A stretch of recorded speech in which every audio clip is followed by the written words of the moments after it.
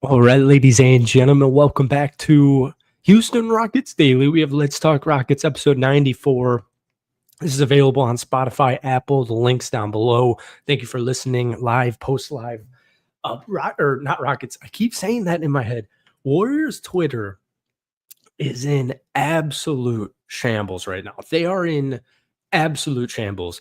And so if you guys, watched last night's game, or if you saw the clip, Jimmy Butler got hurt, like early on, late in the first, maybe early in the second, and he got pushed from Amin Thompson.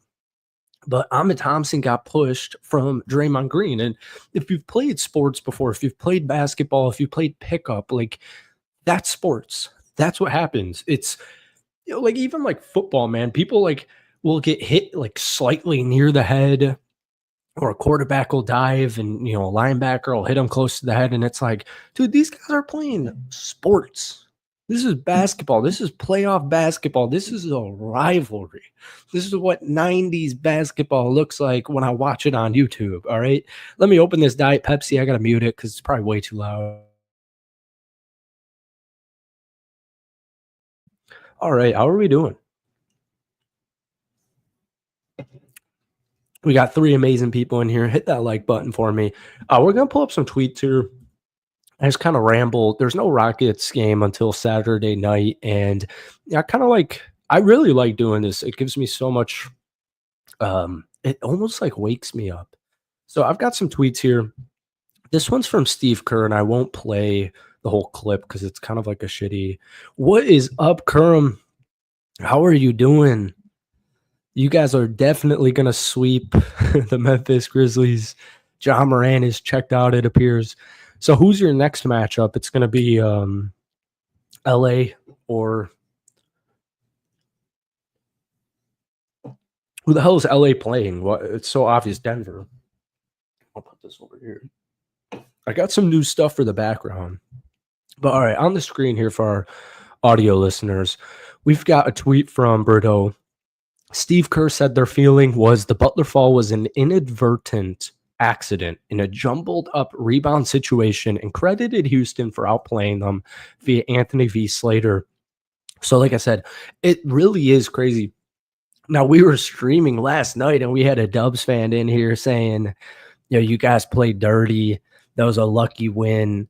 I've had a couple of people on Twitter, Warriors fans come at me for, dirty playing. It's just crazy. And, Rocket fans are reminded at, kind of how, I don't want to say this like blanket statement, but, how annoying kind of Dubs fans can be. And I was watching the Herd whenever it came on TV today. And the first thing he opened it. So you think Amin was dirty? Kerm, you think Amin Thompson's play was dirty? Colin Coward was saying Amin's going to get suspended. He's going to get a 1 game. He's going to get a suspension for however long Jimmy Butler is out. I don't think Jimmy Butler is going to miss any time. And I don't think Amin Thompson's going to get a suspension either.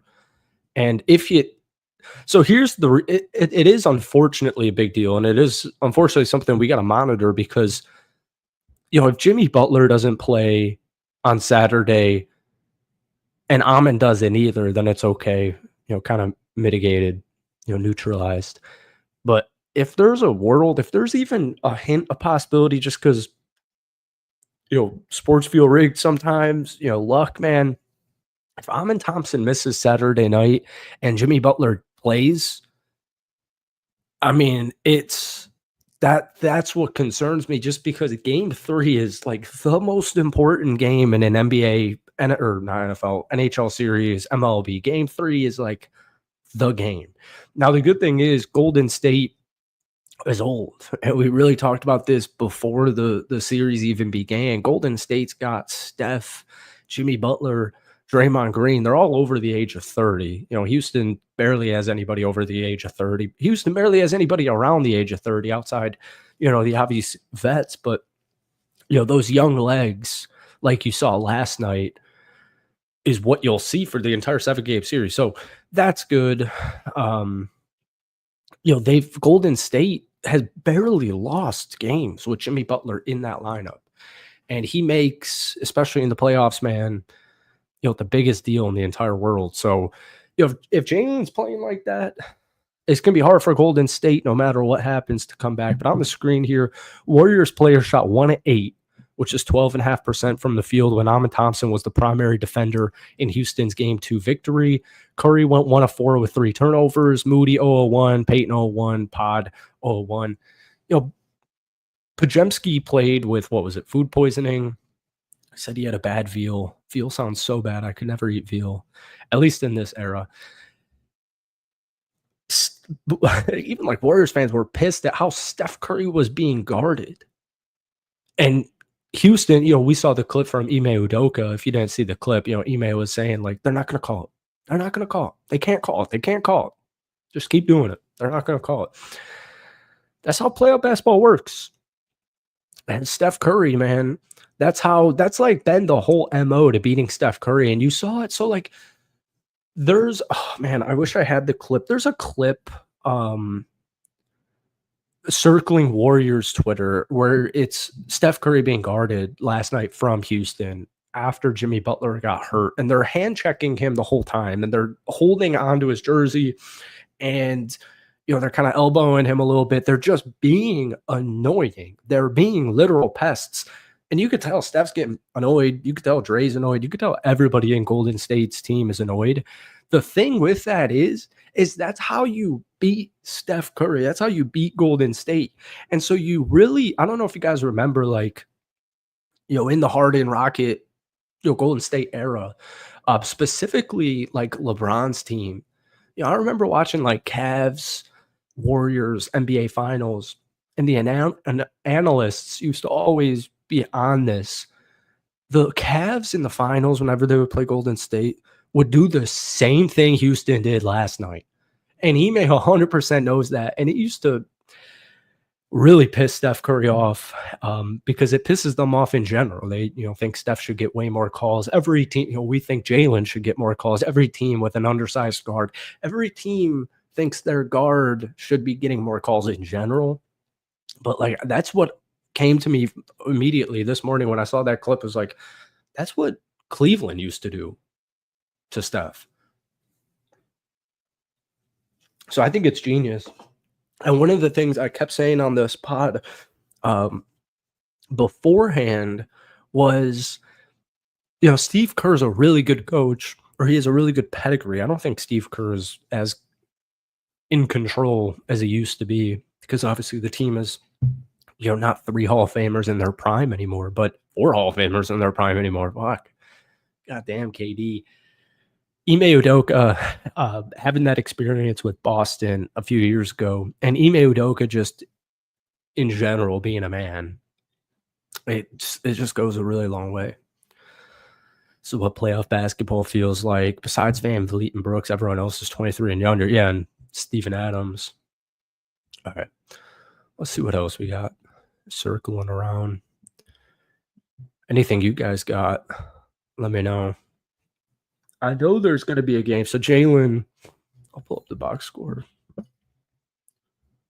next to me.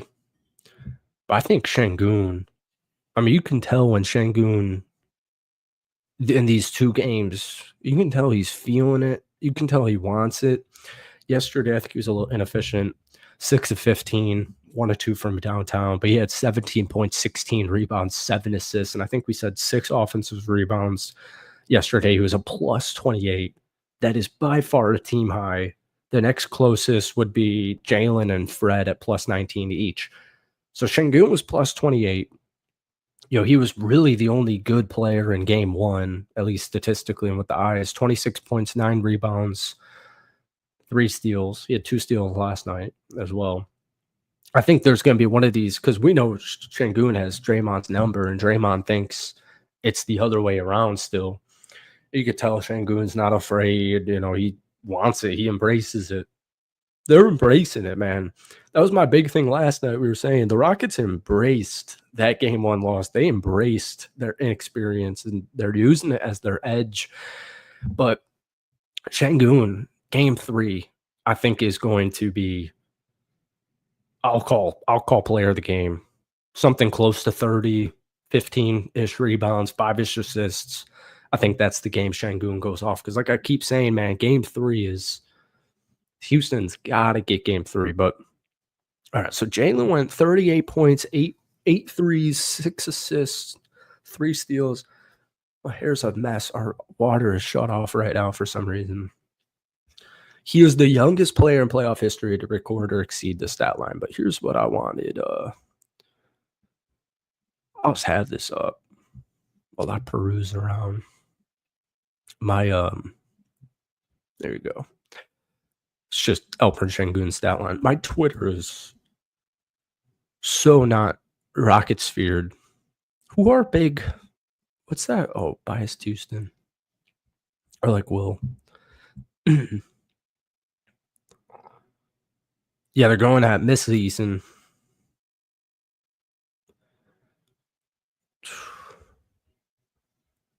Pretty much everything is just Tari Eason's great minutes. Yeah, that's a good point. Tari was huge yesterday. Was making everything. Oh yeah, looks like I got nothing. Jackson Gatlin's got something. OG Rocket reporter. Since 1995, these are the only Rockets to record 35 points and 5 assists in a playoff game. Clyde Drexler, Hakeem, T-Mac, Chris Paul, James Harden, and now Jalen Green.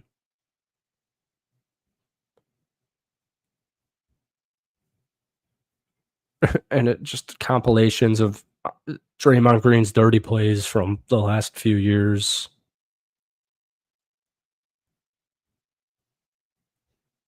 All right, I think we're going to be done with that.